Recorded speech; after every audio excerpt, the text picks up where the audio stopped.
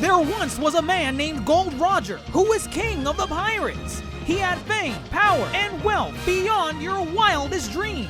Before they hung him from the gallows, these were the final words he said. Our perspective is yours for the taking, but you'll have to join us first. We left everything we debated at the Yonko table. Ever since, pirates from all over the world set sail for the Grand Line, searching for the Yonko table, the table that will make their dreams come true.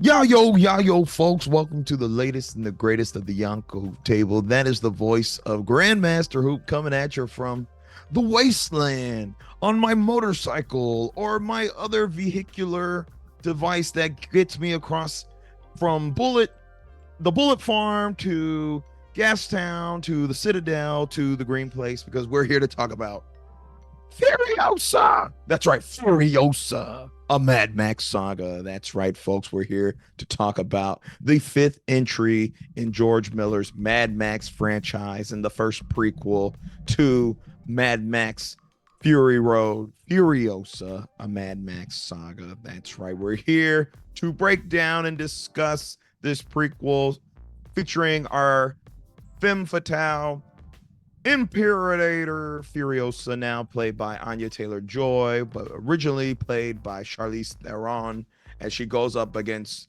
this post-apocalyptic world against Dementis or Chris Hemsworth in a villain role.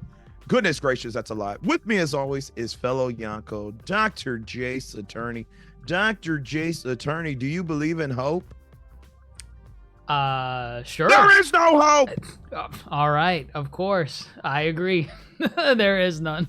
You know, for the longest time, I was watching these trailers to the movie, and I was like, was Anya Taylor-Joy in Mad Max Fury Road?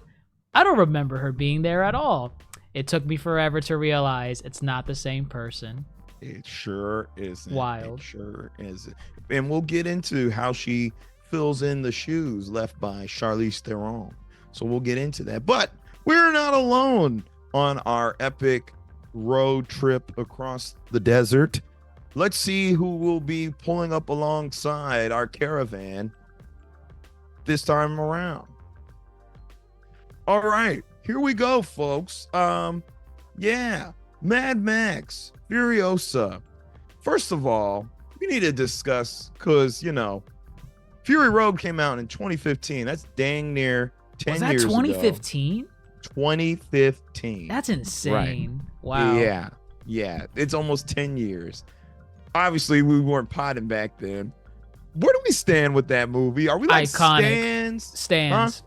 I'm a stan. I love that movie. So that's one stan. Okay. I love, like, genuinely one of my favorite movies. The action film of the 21st century. Like, genuinely perfect. Chef's kiss. Still holds up. Watched it literally the other day in preparation. Excellent. Excellency. Zero. Really liked it. And I think I'm not to the point of like a stan, but I really liked the movie. Okay, so we're not 10-10-10s across the board. But that's okay. Go ahead, okay. Give your hot take. What's yours? It's not a hot take. I enjoy Fury Road. I enjoyed it when I first watched it. I enjoyed it just like Dr. Rika said the other day. I rewatched it. Still holds up. Yeah, I think what really sells it though is it's just a phenomenal action film. I think the set pieces, the stunt work, and the makeup. I think everything is pretty incredible about that film. Y'all understand it was nominated for 10 Academy Awards at the 88th Oscars. Correct. It went 6 for 10. Were y'all aware of that? I was. I remember it got one for makeup, right? One of them was makeup. Best makeup design. I'm gonna let Dr. Rika answer for the Oscar. Yeah, the 6 were below the line awards. So things like technical achievements in terms of like things like sound and, like you mentioned, like makeup, etc., editing.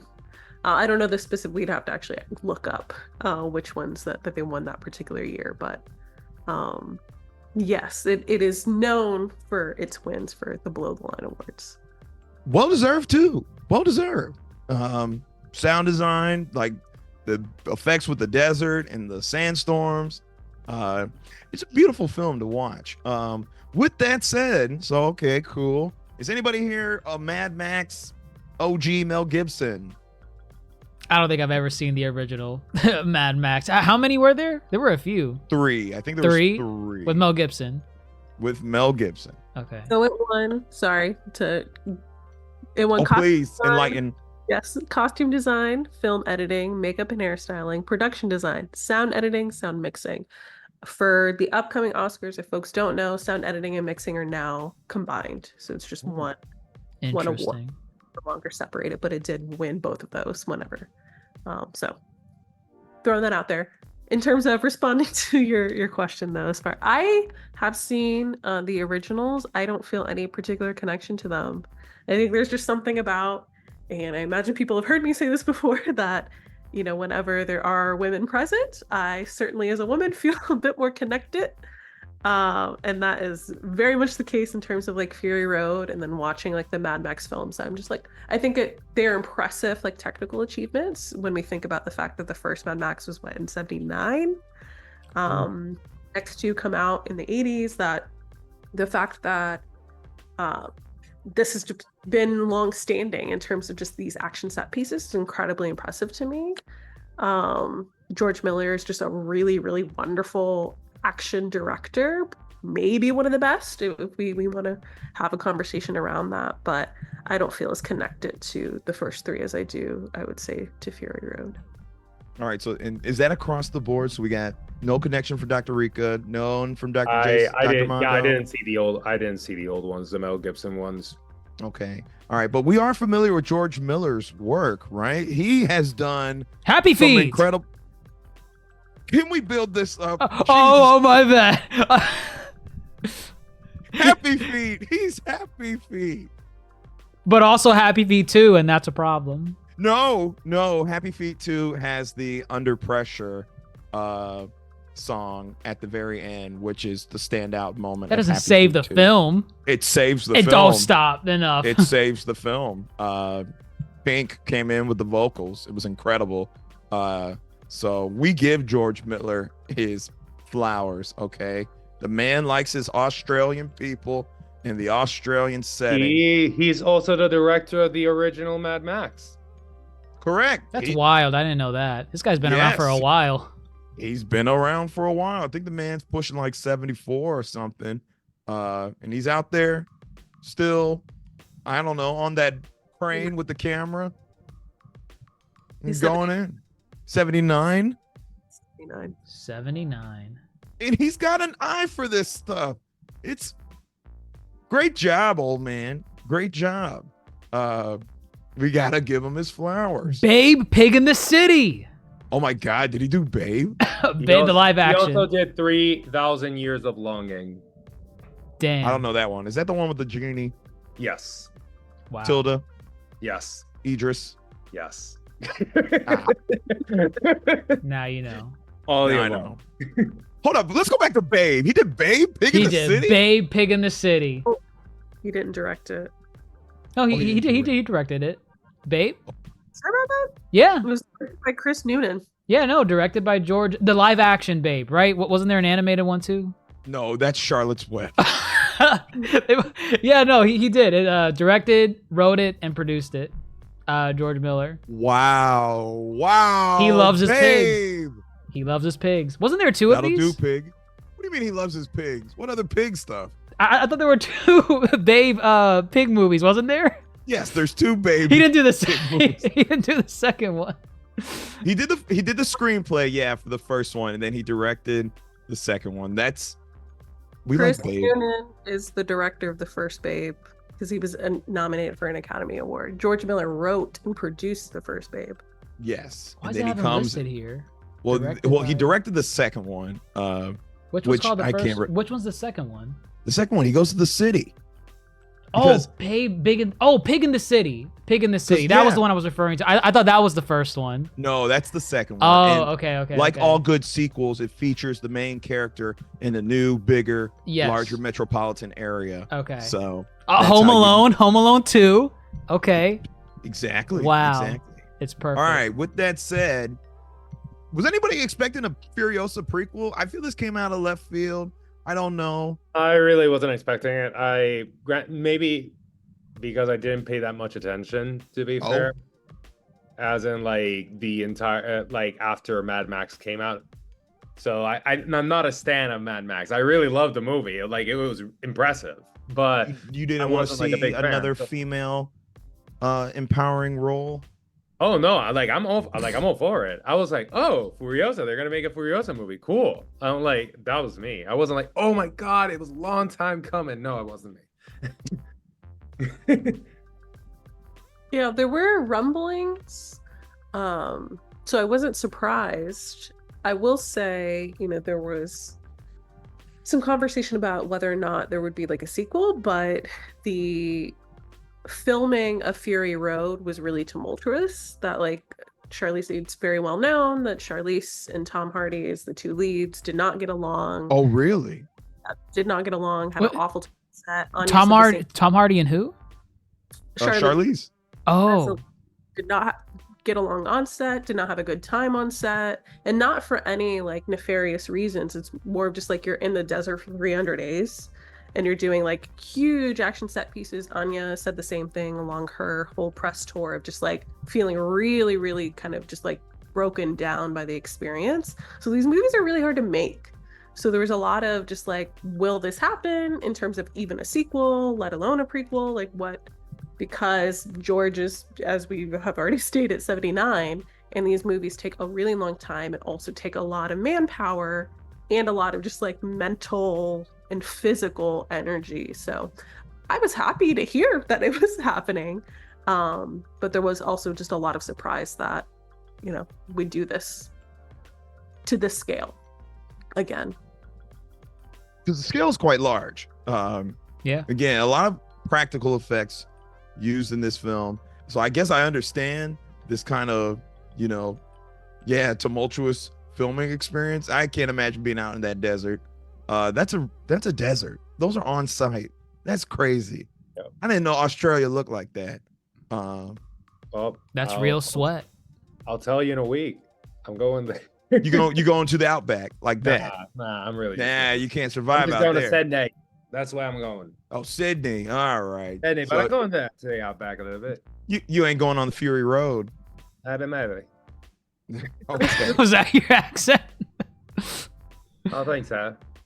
Oh, boy. Oh. Okay. Oh, you'll survive a long time there. All right. With that said, okay.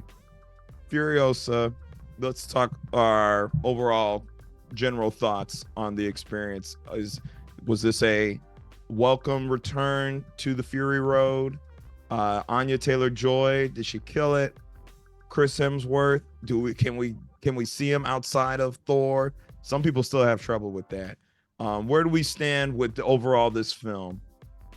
Fantastic. Oh, go ahead. I really liked Chris Hemsworth.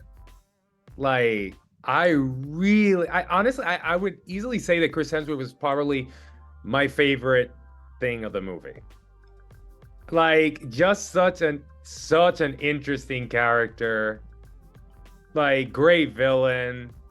Yeah. I honestly forgot it was him multiple times. Like, I knew it was him because yeah, we all knew Chris Hemsworth was going to be in the movie and all that.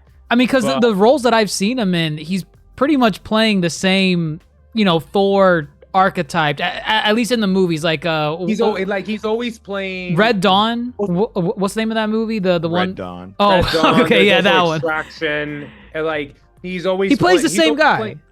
Like that action, like the action figure. Yeah, right? yeah. Like, that's what I figured, like, oh, he can't act outside of that because those are his only roles that I've ever seen him in. Here, I honestly didn't know it was him. I mean, I knew it was him, but in playing the character, I didn't know it was him because I didn't know he could do this type of role. That was pretty neat. I like that. It was pretty good. This film was better than Dune Part 2. I'll leave it there. Whoa. Better. Whoa. I know we've had 2 desert films. It's same category. I'm putting a stamp on it. Hold up. We got to talk about this film before we'll come back to that statement. Just overall, you said overall. Just overall. Sure. I love the movie. Hard disagree. I liked it It better seems than Chris Doom Part 2. Hemsworth has made the movie for y'all. Dr. Rika, are you in similar, or did anybody else make this movie for you? What about you? Yeah, I think it is a really, really great movie. I think I love Fury Road so much, and it was really hard for me to separate out because there are a lot of similarities. I think when you look at the first three Mad Max films and compare that to Fury Road, they're so like it's vastly different in terms of just how far along. I mean, there was 30 years between the third one and the fourth one. And so just how far along technical advancements in filmmaking came. Of course, films are going to be different, but just even the look of it was so different. This was very similar because we're setting up for what the events are within Fury Road. So I thought this was a really great movie. I think it isn't excellent, and that's okay. That's not a I have my criticism of the movie. I also have the things that I really enjoy, so I'm excited to talk about that. I don't agree that it was better than Dune 2, but that's just kind of response to what's been said. But I think when we're speaking about this particular movie, I thought it was a great time in the theater, one of my favorites so far this year, in a year that I think has been a bit of a struggle. I think 2024 hasn't panned out.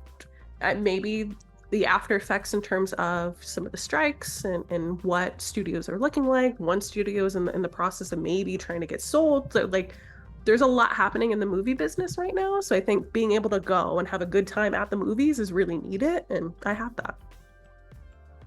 Well said. Well said. Similar sentiments to all of you. Not better than Dune 2. That's okay. I'll be on my island. Be on your island. Chris Hemsworth definitely killed it for me. Really appreciate him. Really appreciate Anya Taylor-Joy. She's been on the come up as of late. I just needed to buy into her being a younger Charlize. I think I got that. Even if she did really make it her own in this one as well. Mind you, did she do that much? No, but that's okay. It's a physical role. It's a physical role. A lot of kind of facials, expressions is what's really going to sell you. But overall, I came in wanting the action that I was served in Fury Road. And I feel I got that. And I feel that's my favorite part of those films, these films, is I want to believe this is all practical. And this is what this a post-apocalyptic motorcycle car enthusiast world looks like. Yeah, and I got that. Dare I say, these films, this car action is better than anything the Fast and the Furious in the last 10 years. Wow. Yeah. Definitely. Because I think it's like I think you kind of hit it there. It's like you said, like very like practical. It's like yes. Like it's almost believable. Like absolutely. Like what you're seeing. Like granted, out of this world, but believable. It's not like Fast and Furious where they're just like landing from space with a car. And it's like, but yeah, I definitely agree. It was like I had fun watching the movie, even though my movie experience maybe wasn't great because of my theater, that they really messed up the sound. So I had like a hard time kind of hearing like some of the dialogue sequences, although thankfully this isn't a movie that's known for its dialogue sequences. I think George came out and said he doesn't like a lot of dialogue. So it's like if there was a movie that they could have messed up the sound with dialogue, it was kind of this one, because I pretty much the entire movie I was just hearing the rumblings of the motors and I was like, okay. But yeah, I did like Fury Road a bit more than this one. Actually, that's a good, yes, I'm glad you said that. I forgot to say that. I do like Fury Road more, and that is more of a structural kind of display. I liked more in that film versus what they did here. We'll get into that. Actually, we'll get into it right now. Let's talk about some of the things that happened in Furiosa, a Mad Max saga. First of all, I don't know if they do this in the other Mad Max films, but I am totally cool with just having this ambiguous kind of, how did we get to this point? And I take it the whole world is now on cars and motorcycles to live.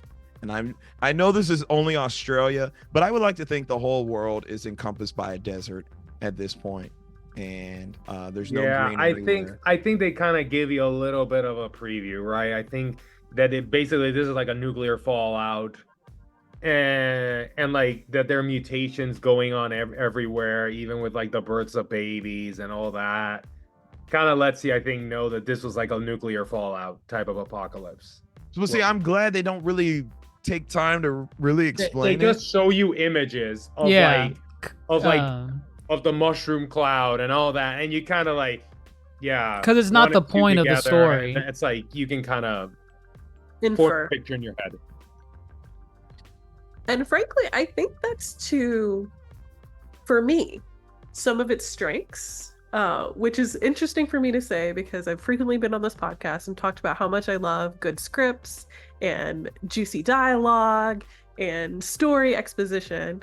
I also really, really love just like physical feats, whether that be like dancing or singing, or in this case, like action set pieces.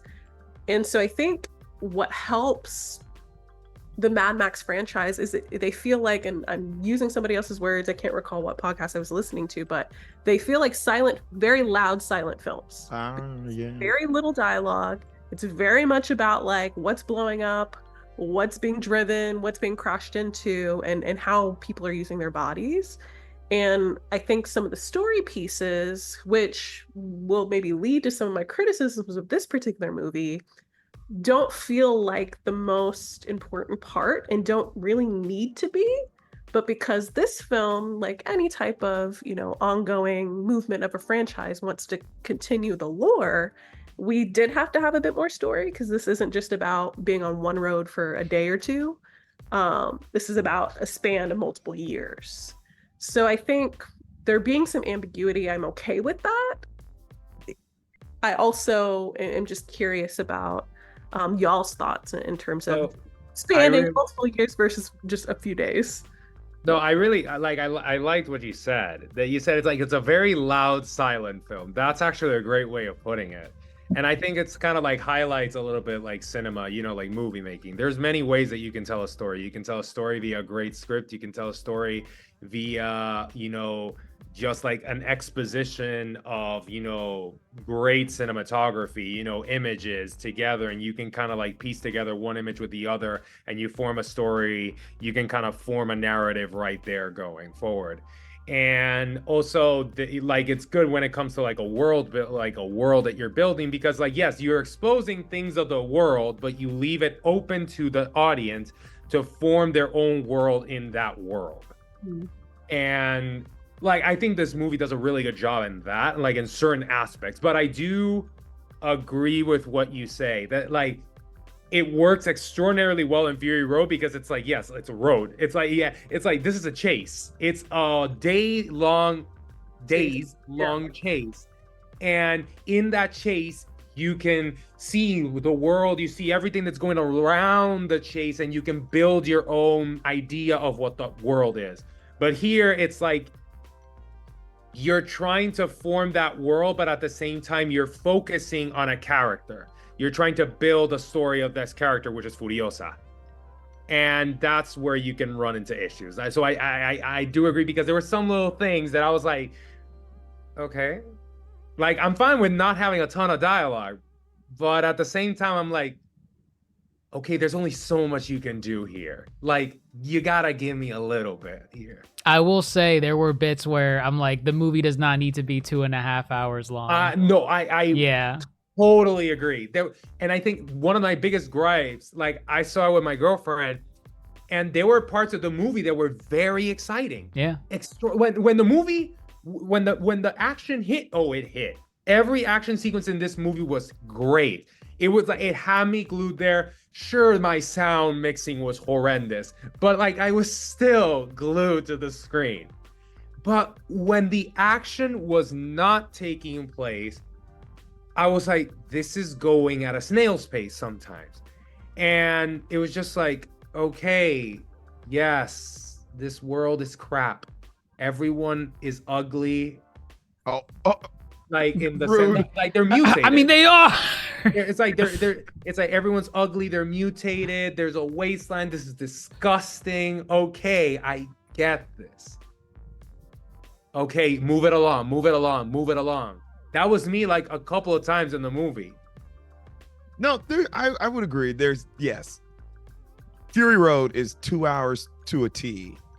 Like I watched it the other day. I watched it in 30-minute chunks, 30-minute chunks, and it worked perfectly. Now, of course, this one does follow a linear path. It just spans years, to where I think, especially if you watch Fury Road relatively close to watching this one, it does a good job at kind of expanding on some of the things mentioned in Fury Road.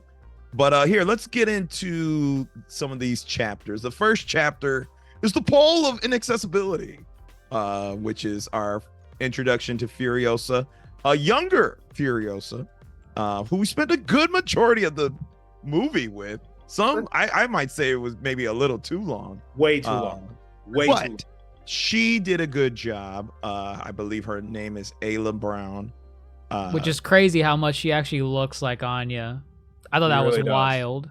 They were saying that they may have used some technology for. Oh, you think so?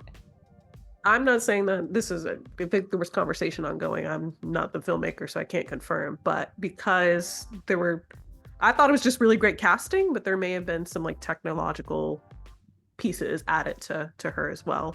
I feel like there has to be. She was like a spitting image of her. I'm like, is that her daughter? Great casting. You could have great casting. There are doppelgangers out there. There's a limit. No, there's a limit. I was like, who is this? They gotta be related. I'm gonna look it up. That was that was crazy. We'll come back to that. But yeah, we spent a good chunk of the movie with her. We get to see the green place, as it was mentioned in Fury Road. And again, I love how this film does not show us what happens to the green place and how it's destroyed. But we know, as a, dramatic irony, we know the green place is not going to make it in the end, even if she is able to lead Dementis there or anybody there. We know the green place is not going to make it. But it was nice to see that, the green place was crazy green. And like, it was real. It just died. And they were thriving. They had solar panels. I noticed that on my second watch. I was like, what the hell happened? They had technology? They had technology. Wow. Yeah. Right. Even Dr. J, she said they're eating good over there. They were eating good. They were eating good. I was like, oh, wow. This is a post-apocalyptic world. Does say, with the use of modern visual effects technology, Anya Taylor-Joy's face was digitally de-aged and then superimposed on Brown's face. Boo, Knew it. I don't like that. Knew Boo. it. And the thing is, you couldn't really tell either. Like outside of like, oh yeah, it looks like a CGI face. It just looked like her face, and it was like, wow, that it's a spitting image of her. That's crazy. They did want to explore the idea because Miller had seen The Irishman, so had thought about like, could we just use Charlize and de-age her? But then he wasn't quite satisfied with that as a potential option, considering the differences of like The Irishman as a film and like what you're doing in Mad Max as a film. So right, that's ultimately why they went with just casting a younger actress. But yeah, seems like they still used a little something. So I mean, definitely cool because it looks seamless. I couldn't tell. I thought that was just her. Funny enough, Dr. Jace, you'll like this. She is going to play Maria in Sonic 3. Anya? No, young Furiosa. Oh, young Furiosa. Maria. She won't last that long in the movie. I could tell you that. For those who don't know. We'll see. But yeah. Again, if you watch Fury Road, it gives you a lot of insight of Furiosa's story prior to this film. So did y'all remember what the mother and her, dang. I was like, oh man, she's not gonna make it. She dies on the third day. Wow. I thought that as the first action set piece was so good. It's like having a multiple day long, like basically motorcycle chase. Yeah, like that was a great way to start the film. Oh yeah, I agree. That I really liked that first, like the first chapter sequence, it was very, it just like that it's like, oh, sniping. It's like you see how like one by one all the like the assailants, they just fall. And she's like, and they're like, and she's just going after them. And it was like very artistically done. I did like it a lot. And a good character point too for Furiosa. Yes, she's captured, but she was never helpless to a certain degree. You know, she was very intuitive. Like, she bit off like the kind of like The gas line. the gas line. Like she wasn't defenseless. She knew how to take care of herself, like within her like limitations and conditions. Right. She was always putting up a fight. So it's good to see that kind of this green place is like they recognize they're in a great place, but y'all need to be fight. ready. Yeah, for anything. And again, point to, you know, Furiosa and kind of what they're going for here is this. These are badass women warriors, you know. As we saw on Fury Road, when they met up again. Right, empowerment. We love this. Also Pataki out of nowhere, because she appears in every Chris Hemsworth movie. That's okay. That's fine. I'm fine with it. You know, we like it. We meet Dementis for the first time. Again, as we said, Chris Hemsworth did a really great job. The nose, it was the nose for me. No, but I found it to be such a like, it was like such an interesting character because like obviously it's like later it's like they kind of tell you a little bit about like, you know, the little teddy bear that he has, that was his daughter and all that. It's kind of like, this is a man that's like truly been broken by this wasteland of a world.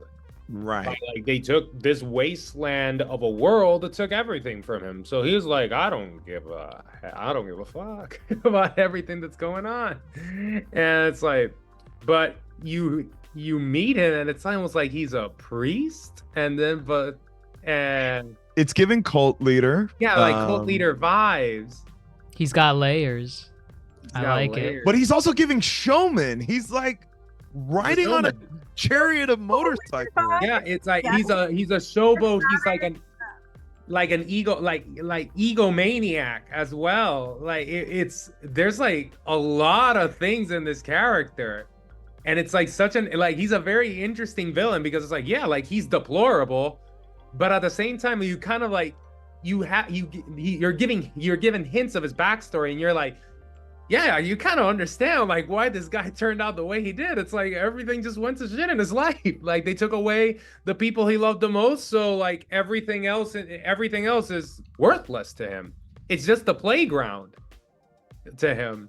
So yeah, it's like like a very interesting character.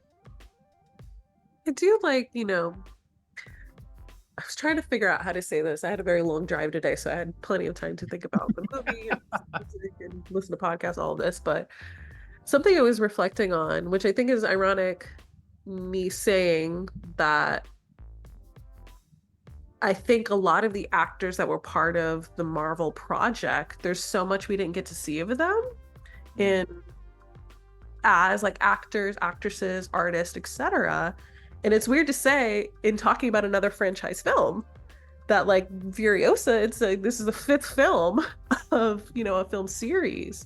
And to be able to see Chris Hemsworth flex a different type of acting muscle and have fun in a different way with a role that we didn't always get to see. I think we saw some of that maybe in Ragnarok when there was a shift in his character, but I think so. And we look at other people like Mark Ruffalo in terms of his role in Poor Things, and Robert Downey Jr. literally just won an Oscar, you know, this year. And that all these actors and actresses, like, how can we be creative about engaging in franchise projects, because it's just a part of Hollywood now, while also encouraging and leaving space for these people to do all types of things and not just kind of get stuck into one typecast. I think Dr. Jace brought it up a little earlier of like, okay, we saw Chris Hemsworth, he shows up as maybe just a variation of Thor in movie X, Y, and Z. Now we get to allow him to do something different. Now he's the heavy in the movie, you know, he's the big bad. And we get to see a different side of him. And I thought that was really exciting. Yeah, Yeah, I think it's like this is like a thing for another pod if we want to do another pod on this, but definitely it's like those superhero roles, even though they might be iconic, it's kind of like they limit the actor in the sense that's like you will forever and always be associated to this role. And it's, sometimes it's kind of like you're trapped to the role, even though You're biased though. You're just thinking. No, no, no, no, that's a biased response this- to no, what we he's haven't saying. taken Of out Tom actors. Holland. He's thinking of Tom. No, like, Holland. he's Names. 'Cause you can, like, this I is- didn't say names. You And, brought him but, up first. But overall, it happens a lot. So it's But- I agree Well- with Dr. Riga that it's very nice and refreshing to it's kind of those actors reminding us, hey, we're actors. We're not Here, just let- superheroes.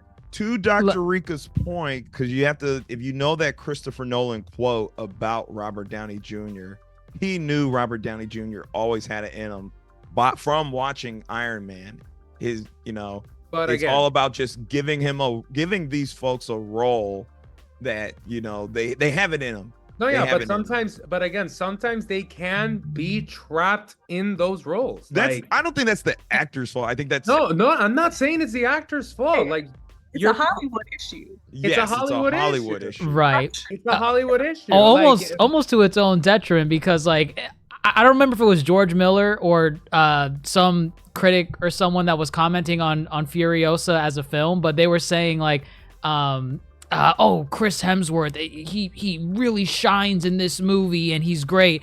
And without having seen the movie beforehand, when I read that comment, I think it was George Miller that said it. I kind of rolled my eyes a bit because I was associating, what does he mean, Chris Hemsworth? Is it Thor 5.0? Because he only acts as the action hero in all the films that I've ever seen him in. So when I see a comment like that, I get what Dr. Mondo's saying. They kind of do get trapped in that stereotype of whatever role they were in that Marvel verse. But I mean, I agree with him. Chris Hemsworth was like the best part of this film. One of the best parts of this film. They have it. They have it. They have it. They have it. Yeah. They have it. But you were putting things in my mouth. And You know good and well you mentioned think of the Tom names. Holland. I wasn't Tom mentioning- Holland, Spider-Man bad. I wasn't mentioning names. You don't have to. There's a breadcrumb. Like, I trail think of your I hate did. towards Tom Holland. Did you feel attacked? I don't feel attacked. I feel the same way about Tom Holland. I don't except, say. Your tone says otherwise. listen, Timothy Chalamet's better than Tom Holland. Oh, Wow. Like, we didn't even need to mention the names to know this. Either way, Chris Hemsworth, they do a very good job at making him be this big bad. Meanwhile, Immortan Joe is still kicking, who's also pretty bad. And yet, you're out here not low-key rooting for Immortan Joe, but like, you're rooting for Immortan Joe is not the main. Again, Immortan Joe is not the main villain. It's like he's kind of like they go against him. It's like they start a war against Immortan Joe. Immortan Joe, honestly, in this entire movie, is just minding his own business. Kind of. Yeah. And then just Dementus comes in like, yo, give me your city, blah, blah, blah. And it's like, Bring me your. I can't. I can't No, you got to do it now. Lead us. I can't do it. No, you did it. Go ahead, No, that do was it. not it. It was, was no, not come it. on, just That one. was not a good Austin Just try it. accent. Go. Silence. Go. You need to bring your leaders. And I don't recall. I don't recall. I don't think it was that bad. I didn't like it. it. I will say, I think, in terms of kind of the point of the villain, what's so interesting is knowing what happens in Fury Road, knowing kind of the history, is just seeing the little seeds of it here. Yes. Like a big focus point of Fury Road, of course, are the wives. And so we get a glimpse into like, okay, if this is set, 15, 20 years before Fury Road, this has been ongoing. This, quote unquote breeding program, this like, how are we going to get sons? And even the mentioning of like the milk mothers and like all these various pieces that we see, where this eventually leads. And so there's no like you said, Immortan Joe is kind of minding his business, but also it's not like he's not. oh no, of course. not a No, saint. he is. He's no Again, saint. he's a deplorable character. It's He's so a de- interesting, yeah, how he is navigating the world versus Dementis in terms of I think it's Dementis. just interesting that you see another vantage point of it. You see another perspective, because it's like they're both villains. It's like they're both doing unspeakable acts, but I'm just looking at it from over here. Let me Just see help you Dementis. out here. It's an Anakin versus Obi-Wan situation. Immortan Joe has the high ground. That's what it is. And this is Dementis trying to overcome the high ground. Like literally, he has the Citadel is the high ground. They lose that fight every time. So, which is, you know, you see what I'm going? High ground. Sure. Too, like, to Dr. Mondo's point a little earlier of just like Dementis is kind of like he has nothing. You know, he doesn't really have any like skills beyond a lot of talking and maybe a little charisma. Charismatic. It's like it's a the cult leader. charisma. He But in terms of, and that's what's so interesting, he has to consistently be so talky and loud versus kind of a Morton Joe who is a bit more behind the scenes. He's got a lot of people working for him. And so they're navigating a little differently because they have a different sense of their grasp of power and resource, etc. So interesting to see. which the film does I feel always has done a good job exploring the scarcity of the resources. We have an abundance. What's an abundance? That was a funny line, but you know, it's desperation. It's we only have 5 bikes, so we're gonna play the game. Ready, set, No, yeah. go. I'm sorry, that was it's a game. Like pretty much the Wasteland is just a game of survival. Well, you know? funny enough, I think what was chapter 2 called, which I think we're on like basically chapter 2. The mom died. Lessons from the Wasteland. Today we dance with Darwin. Survival. You know, how do you survive? Your resources, your power, your men, or your army. You know, those are the things that are going to lead you to win. What Dr. Riku was saying, this film I think does a really good job with the breadcrumbs to lead into, you know, Fury Road. Gastown and the Bullet Farm are huge set pieces here, and they're only mentioned in Fury Road. We don't actually ever go there. So I actually really love the fact that this film utilizes those 2 locations, and we explore just kind of how integral they are to kind of this triangular trade going on in this part of the Wasteland. And, you know, like we were saying, we're building up, you know, Dementis has nothing. And here's an opportunity for him to kind of even the playing field, or at least get him a seat at the table. It's almost as though he's trying to fill a hole that can never be filled. So he's just like throughout the entire movie, he's just like he's trying to fill that hole that can never be filled. Well, it's I think it's just really survival. He wants to survive. He lost, as you said, he's lost everybody that has meaning to him or value, which is another very strong theme throughout the movie. Is how do you make yourself invaluable? I think the history man tells that to Furiosa, and he's like, you need to improve yourself. And that carries throughout the whole film. She's learning actively, and you know, but at the same time, she becomes a pawn in their game. And she's like, how do I not be a pawn? Which is great. As we said, with regards to the wives, she gets offered as a wife, or I want that one for a wife. Gross. And then she sees the wives, and I think she saw the birth. What happened, right? The mutated one, 3 legs. Yeah. And then she got sent to be a milk mother. And Furiosa said, I don't want this. She's out. I don't want that. I'm out. Wow. Whichever way possible. I'll cut my hair and pretend to be a mute boy. Be a war, huh? Which is wild. I don't know how she like transitioned into like the like the role? Like, did she just pick up like a shovel and just start shoveling the next day? Like, oh, yep, that's her. That's his job. Yeah, I think that's. I don't think they literally keep what happened. records. I don't think they keep records of anything. So Hopefully, the HR present. right, there's nothing. There's none of it. There was no onboarding. They said, "Wait a minute." PowerPoint, the free bagels. They said this doesn't match our labor profiles. We're only supposed to have X amount of boys doing this, but whatever. They said the more the merrier. She makes her way through. She becomes the stowaway, which is the big moment that she proves herself with Furiosa Jack. Is that his name? They love a Latin name, so Is that Latin? That's the They're guy with the longer. mullet. like Latin based. Oh yeah, I guess they all are, huh? Praetorian Jack. Praetorian Jack, who is an imperator. Thus, he essentially becomes her imperator mentor, which this is my favorite action bit of the movie. I love any shit with the rig. Because it's the best part. The rig is great. Great. Good shit. Yeah. And then also, and again, you know, you have this uphill battle where it's like, how do we up it from Fury Road? You know, and also it's a prequel.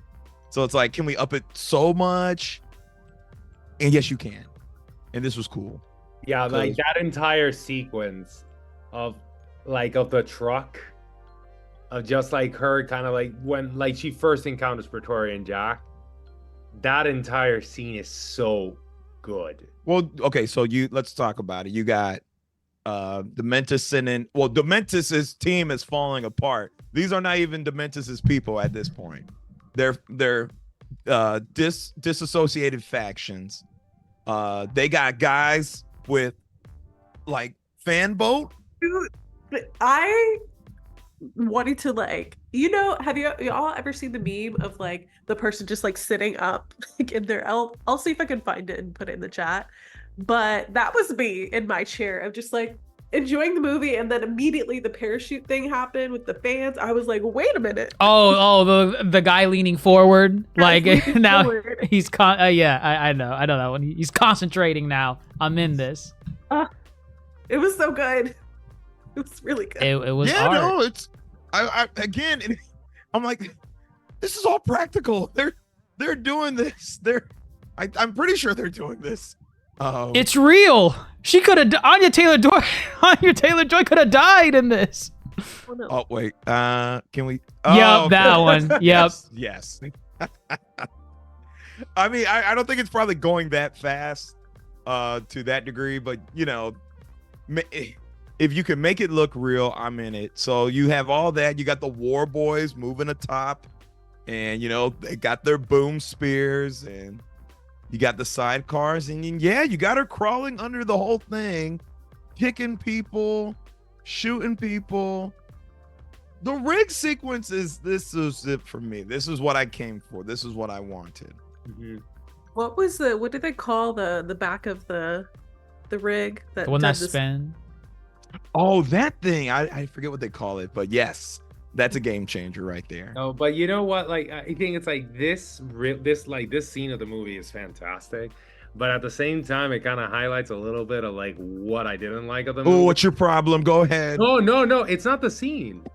It's like how long it took me to get to that scene. Like that is that was one of my problems with the movie, because like, yes, the movie starts great with that first chapter. The second chapter for me did not have to be that long. And then we get to this part of the movie, which is amazing. And I'm like, wow, you really could have shaved off like 20 minutes here for me.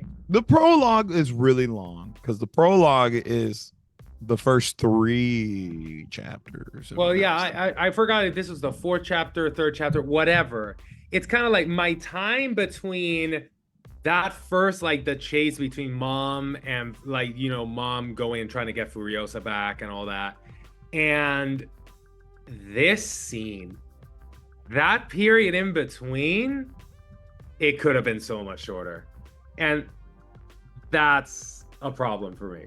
I don't disagree, but you need to come up with a list of what you would take out that did not service the movie.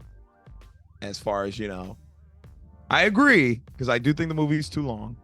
But we need to actually find what works and what does not service the movie, which I don't know because I saw it twice and I still don't know. So I probably need to see it a third time. I will say, I don't have a perfect answer. And this is, I would say some of it is reducing some of the dementia stuff. I know we just spoke so much about how much all of us like Chris Hemsworth. I also think there are likely some pieces that could have been similar to what we talked about, like inferred, as far as navigation and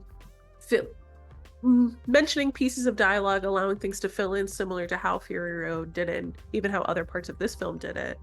I think just in this case, he decided to show us. And so that is led to kind of a longer first hour, because I think based on IMDb, if this is accurate, Anya was not in the film until an hour in. Yeah, no, I feel that. Wait, I what? feel that's right. Yeah. I feel that's right. I was kind of like wait, like I know. Runtime. Yeah, yeah, Oh, yeah. Yes, okay. runtime. I I I was thought like- you meant they didn't cast her until like the final edit of the film. Like what? How'd they do that? All right, makes sense. No, It's yeah, I was like for a good amount of the film, I was like I was like an hour in, yeah, and I was like, that was Anya Taylor-Joy. I was wondering, It's yeah, like, where is she? where I mean, is I guess the same thing with regards to kind of this showing. They showed us a lot in the next chapter, Homeward. There's only 5 chapters. Homeward is the longest chapter, and like we have 2 visits to the Bullet Farm in this chapter. One is to first visit Dementis, who is now taken over the Bullet Farm, and he's obstructing the trade and the status quo, and because he's an idiot apparently. But we had 2 visits to the Bullet Farm. One to first check in, and then the second is, all right, Dementis has to go, which leads us to our next big action set piece. This one more of a gun-based one, a kind of suspenseful type, yeah, with a sniper rifle. That was a lot of fun still. It was really It's good. pretty good. Yeah. Yeah. Because I think, something I was reflecting on is the rig is great. Obviously, it was wonderful in Fury Road. Great again. We get the parachutes and new details. I did appreciate that they did something different for the third. After we had that huge set piece, that they tried to switch it up so that we're not just consistently involving the rig every single time. And so being able to have kind of that shootout and the sniper piece, it felt like it harkened back to the first action set piece with Mom. And so, yeah, I thought that it was really fun, very clever. This one was more personal too, because she's got her sights on She's got her Dementis. sights on the man who basically took her life away from her. So this one, yeah, we get the personal stakes now in it. Also, are her and Jack lovers? It's ambiguous. implied. I thought so. It's implied. Yeah. It was because obviously they get out of there, they fuck shit up, and then they're leaving. Dementis is hot on their trail. Obviously he captures them, and yeah, I don't know. I felt there was a No, like, tinge I think of- it is implied because like she actually, I think, tells him, like I want to take you back to the green place. right. Yeah. Like I Right. want you to come with me. Mm-hmm. Tells him the seed thing too. The seed that she keeps around.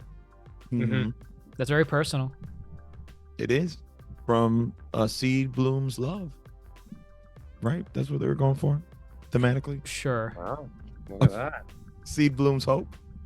There is no hope. I guess. Which was this scene actually. So that worked perfectly. Yeah. We also get to see the arm. Brutal. Look like it hurt. Oh yeah. I would think so.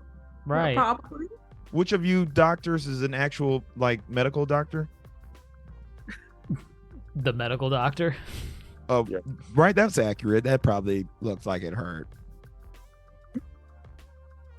Of course. Like, you don't need to be a medical doctor to know that. That's gonna hurt. One of the professional opinion. Sorry. We want accuracy in these films. Okay. Mm-hmm. So how does she get out? Jack dies. He's tortured to death. He's running around in circles until he can't. Sad to see him go. He was cool. Loses the arm, cuts off the arm, gets back to the Citadel with the help of Max? Question mark? Pretty sure. Implied. Wait, who? What? Max. Max did what? Mad Max. He was there? He was Or there. implied? That was his car. Back and you see his car. Oh, the one that was overlooking Mhm. the okay. I did, yeah, that car did look recognizable. I was like, whose car is that? Well, he Okay. loses the car for all of Fury Road. So, but in the other films, I'm pretty sure he's with that car 100% of the time. Yeah. This vehicle. Yeah. Right. Mm. Right. Either gets back to the Citadel. I'm Furiosa. Let's get our revenge.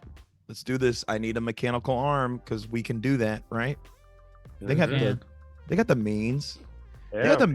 They got the means to attach that to a nervous system to make it clench. Yeah, that's a below elbow amputation. That's a transradial right there. Oh, okay, professional opinion. Okay, so now you want to come in and say the metal arm that functions works, but the losing of the arm, okay, whatever. He's commenting on the functionality of the arm, not if it's well, painful to it's lose a- an it's a- arm. Well, it's a transradial amputation, and well, you need a prosthetic for that. I don't know if she can clutch it. I don't know where the clutch power comes from. Dr. Oh, Mondo it worked. said, well, actually. Actually, You know, a little suspension of. yep, cable suspension. I guess this obviously is leading into the final act, which were y'all satisfied with the final act? Because it's really, there's this 40-day war that we don't see, which I'm not like upset because obviously that really extends the movie. But it really just kind of now implies that, yeah, you know, Dementus was his own downfall. He lost this 40-day war. Yeah. And now Furiosa's here to pick up the pieces. Yeah, like, I think It felt rushed. This ending felt a little rushed. for the me. ending was kind of rushed. I did kind of like the Furiosa chasing him. Oh yeah. Dementus, that part I did like. It felt like she was really toying with him. And that was kind of nice to see. Well, he toyed with her first because No, exactly. That's the thing. It's it was really nice how it's yes, she wants to kill this guy. But it's she is really toying with him, and she really wants to make him suffer like she suffered. But I do agree that overall that entire arc, or that entire part of the movie was super rushed. Actually, yeah, because the narrator came on and he kind of glossed over the details. He just summarized, yeah.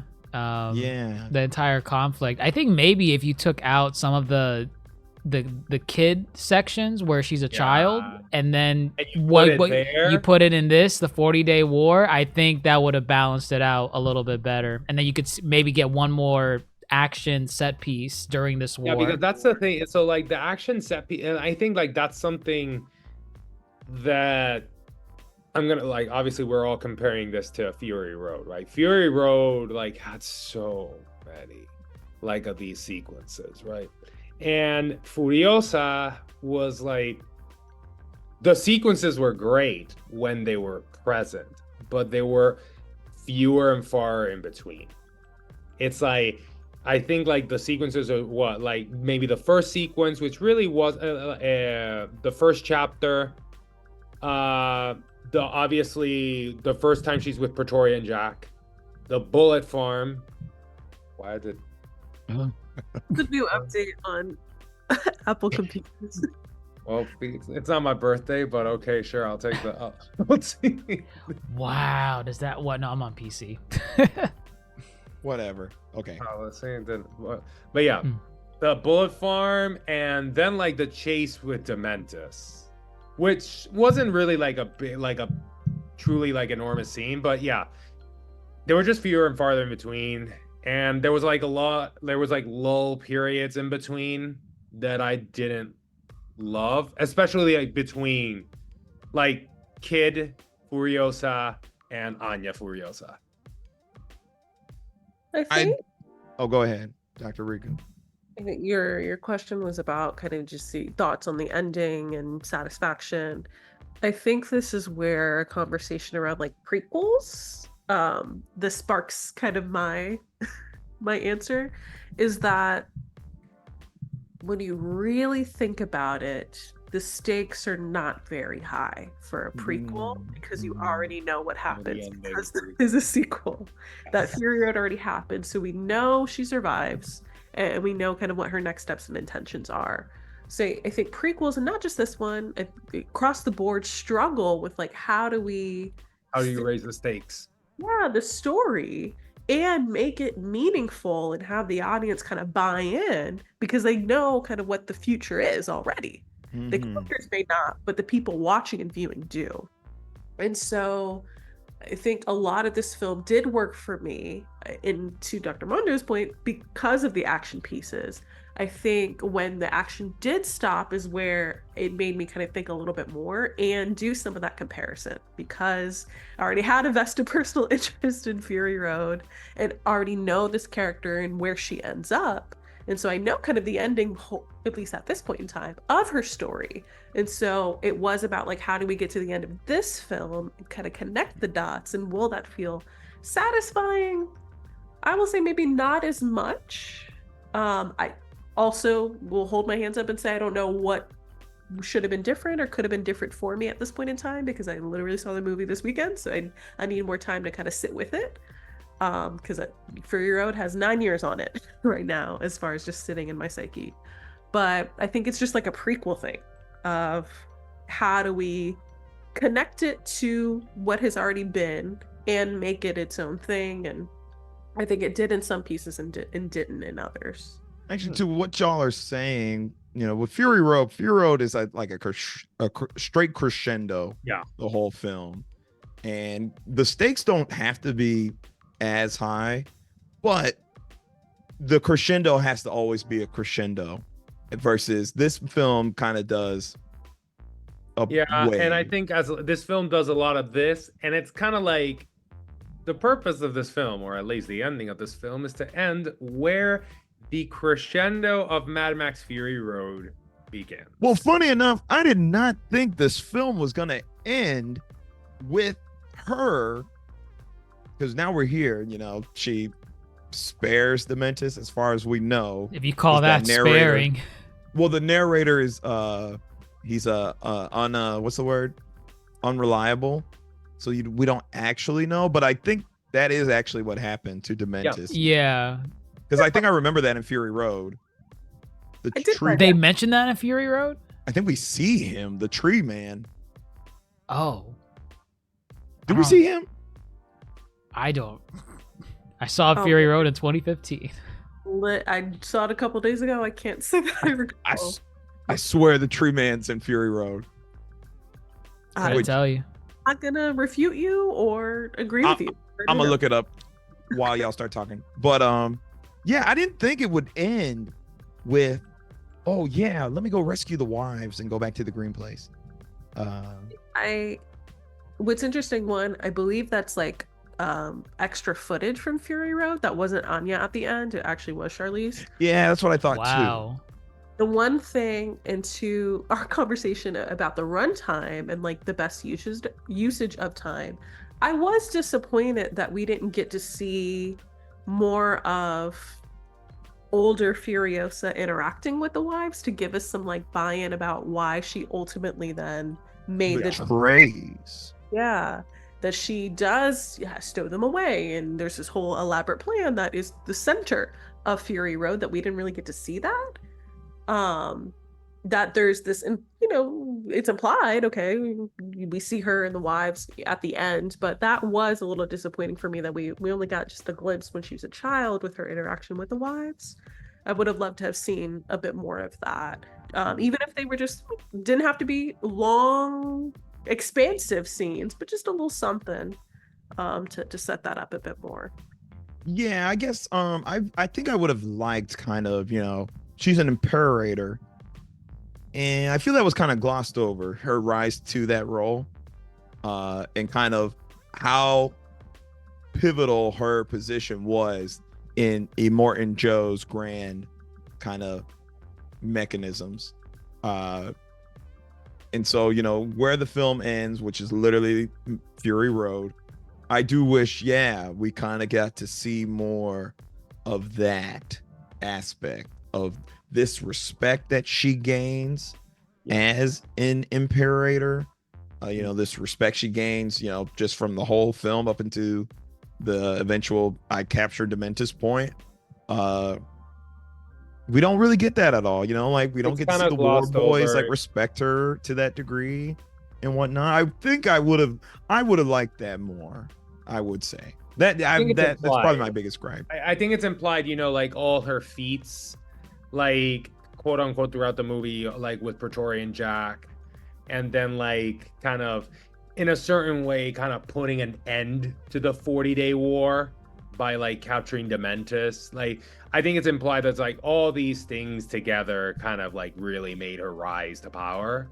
Absolutely, definitely implied for sure. But yeah, like there's no like part in the film that you're like that they explicitly say, oh, Imperator Furiosa, because of like all she did, or like you see her like gain more recognition, like explicitly on screen, like saying, oh, like them like saluting her or something like that. I don't know. You don't see it in the movie. Which I guess we'll just have to take at this rate. It makes me reflect on with a longer runtime and a bit more story beats, it does lend itself to a bit more of that criticism of like, oh, I would have liked to see this more or this less, versus the previous films that are very lean. Like the first Mad Max is like 90 minutes. And so if there is like very little story, or we're really just kind of focused on the physical elements, that's kind of where our eyes are, and that's where our mind are, and we can fill in to Dr. Mondo's point, at the very start of the podcast, we can fill in the gaps ourselves as an audience. Just show me the spectacle. And I think when you do, have more runtime, have a bit more story, try to get in exposition, it does then you start to see some of the gaps, some of the holes. When you try to, I think it's like when you try to, it's like when you try to be the spectacle that was Mad Max Fury Road, that action spectacle, explosions, cars, gore, whatever you want to put it. When you want that spectacle, but at the same time you want to build a world, and it's kind of like a movie that does not know where it wants to lean in. Sometimes it's like either you give me the spectacle, or you want to build this post-apocalyptic wasteland of a world with all these cars and mutants. It's like it's a movie that I think didn't pick where it wanted to focus, and it wanted to just do everything. And obviously, as you say, there are going to be holes. It's like there are going to be parts that's like, well, you wanted to do everything, but you just can't spread yourself that far. And that's, I think, what this movie, like what happens to this movie. I'll say, when you actually do look at Fury Road, which is called Mad Max, it's so much really not even about Max, which is actually a really good strength of the movie, is that Max is almost a side character in his own movie, to where in this movie there's so much emphasis on Furiosa that I don't know, they did the opposite thing here that they did in Fury Road. to various degrees of success, many would argue, as we have debated here and questioned here, which is totally okay. Still, overall, a really fun outing, a really great time. Some folks are calling this the best sequel ever made. Prequel. Prequel. Do we give credit, or do we give attention to such a claim? Is it better than Wonka? What? No. Yeah, it's a prequel.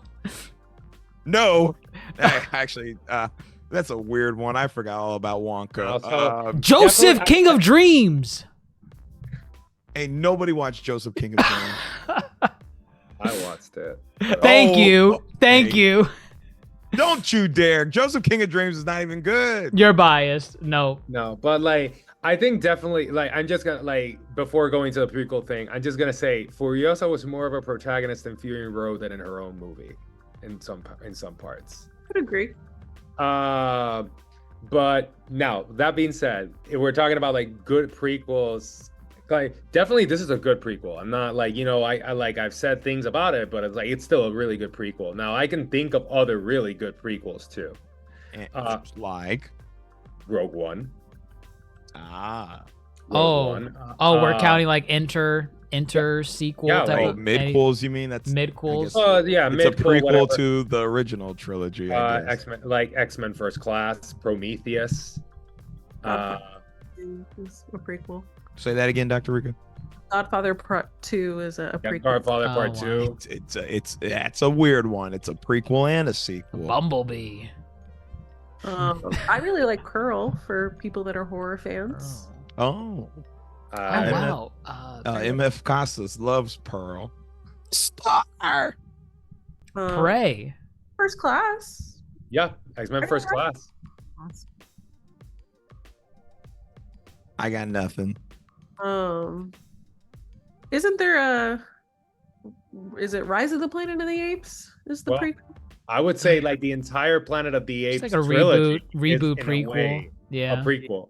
Technically, I guess they're prequels. They're like I think it's officially called the reboot timeline. So I guess it works. I've genuinely never seen any of them. What are you doing? But I know a lot of people really like them. That's why. Oh, I forgot about this one. Prey. Oh, yeah, I said Prey. I still have not watched Prey. Prey is actually really good. Yeah, it's a really Prey is actually really freaking good. And honestly, Prey is the best prequel title I ever heard of.